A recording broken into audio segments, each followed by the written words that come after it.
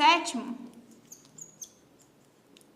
a gente tem um início dessa estabilidade política. Mas a gente está falando de vários aspectos do desenvolvimento do absolutismo inglês, mas falta uma instituição que ela era muito forte, era a igreja. O que ia acontecer com a igreja, que ainda tinha um poder muito forte na Inglaterra, o que desagradava a nobreza e, sobretudo, a corte, desagradava os reis. Mas como lidar com a igreja só vai ocorrer no reinado do Henrique VIII, que vocês vão lembrar por causa da reforma anglicana. Em 1534, o Henrique VIII assina o Ato de Supremacia. O Ato de Supremacia foi um documento no qual ele se desliga da Igreja Católica e é o momento que surge a Igreja Anglicana. Como isso vocês podem ver no vídeo de reforma, do porquê que o Henrique VIII quis se desligar da Igreja Católica. Além da questão pessoal, ele queria se divorciar para casar com uma outra mulher e a Igreja Católica, obviamente, não aceitava esse divórcio. Você tem com a Igreja Anglicana a elevação do rei como a figura mais importante da Igreja. Então você tira o Papa, por exemplo, é Deus e o rei. Nisso, mas você não tem uma modificação muito grande da doutrina, dos dogmas. Então você tem a Igreja Anglicana, ela tem dogmas muito parecidos com o da Igreja Católica, por exemplo, diferente das outras igrejas reformadas que surgiram, como o próprio Calvinismo ou o Luteranismo. Mas o ato de supremacia, o mais importante aspecto desse ato de supremacia foi em relação às terras da igreja.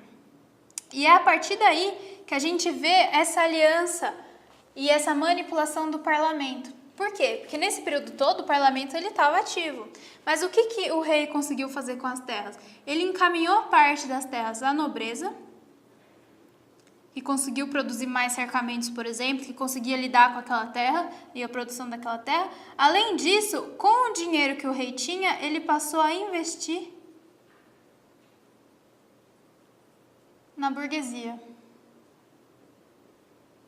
Então você tem um investimento dessa burguesia, um investimento sobretudo das atividades mercantis, que começaram a ficar cada vez mais forte nessa época. Então, o que o rei fez nesse momento?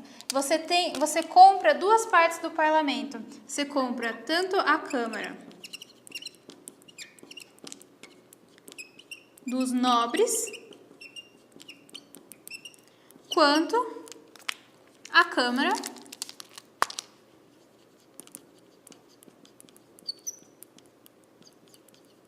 dos comuns.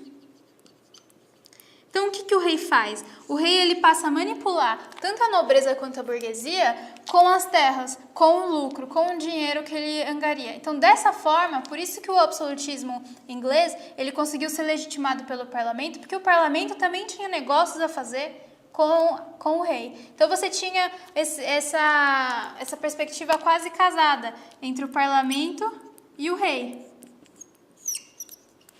Você tinha esses dois aspectos lidando um com o outro de uma maneira muito rica, porque eles queriam criar essa sociedade. Você tinha quase que uma sociedade criada entre eles. Obviamente que sempre o rei ganhava mais, mas o parlamento ele foi muito importante depois para quando acabar com a dinastia absolutista. E foi o primeiro reino, a primeira nação da Europa que acabou com o absolutismo foi a Inglaterra. Mas a Igreja Anglicana, o Henrique VIII, ele insere a Igreja Anglicana, mas isso não quer dizer que quando você se separa da igreja, você cria outra, você se separa da Igreja Católica, cria outra igreja. Cria a Igreja Anglicana, não significa que a população vai aceitar, porque você já tem uma tradição secular da Igreja Católica naquela região. Isso só vai acontecer com a Elizabeth I, filha do Henrique VIII. A Elizabeth I, ela não foi a rainha que sucedeu o Henrique VIII direto. Teve ainda o filho do Henrique VIII, o Eduardo, que ele teve um governo muito curto. Depois entrou a Maria I, que era filha também do Henrique VIII, que era considerada louca, porque ela teve um reinado extremamente violento e instável. E nesse período, nesse curto período entre a morte do Henrique VIII e a coroação da Elizabeth I, você tem o retorno da Igreja Católica como uma igreja oficial na Inglaterra. Mas o anglicanismo ele foi oficializado de fato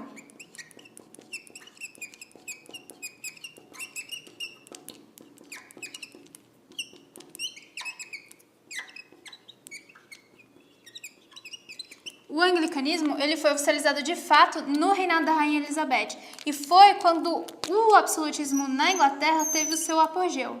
Nesse período, o absolutismo e o Estado inglês ele ficou o mais forte possível. Foi o período, além da oficialização da Igreja Anglicana, foi o período do início da colonização. Já existia colonização, viagens colonizadoras para a América, nas décadas de 1580, por exemplo, no século XVI, né? Você teve algumas expedições, mas foi muito complicado a manutenção, a maioria morreu na própria América por diversos motivos. Mas com a Elizabeth I, você tem o estabelecimento da primeira colônia em 1608 na Virgínia. Tanto que a colônia Virgínia, ela foi dado o local foi chamado de Virgínia por conta da Elizabeth I, que era a rainha virgem. Então foi uma homenagem à Elizabeth I. Foi o período não só da colonização, mas você tem o estabelecimento também da atividade mercantil e uma atividade que foi muito importante para o desenvolvimento do mercantilismo, que é a pirataria.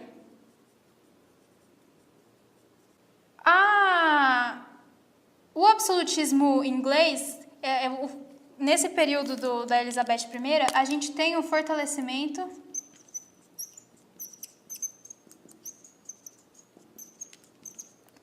do Estado inglês. Mas, como eu acabei de falar para vocês, a Rainha Elizabeth I ela não teve herdeiro. Então, quando ela morre, você tem uma nova briga sucessória. Quem que vai entrar? E a partir desse momento, como eu já falei em outros vídeos, toda vez que o Estado ele cresce, você cria também uma oposição muito forte. Com a atividade mercantil e a pirataria, a gente tem também o desenvolvimento de quem? Da burguesia. Então, essa burguesia, que apesar de fazer acordo com o rei, também queria se manter fortalecida e queria menos taxas e mais autonomia, assim como a nobreza, que queria restaurar aquela autonomia que eles tinham no feudalismo. Então, a partir desse momento, quando morre a Rainha Elizabeth I, tem uma nova dinastia que entra, e é com a dinastia Stuart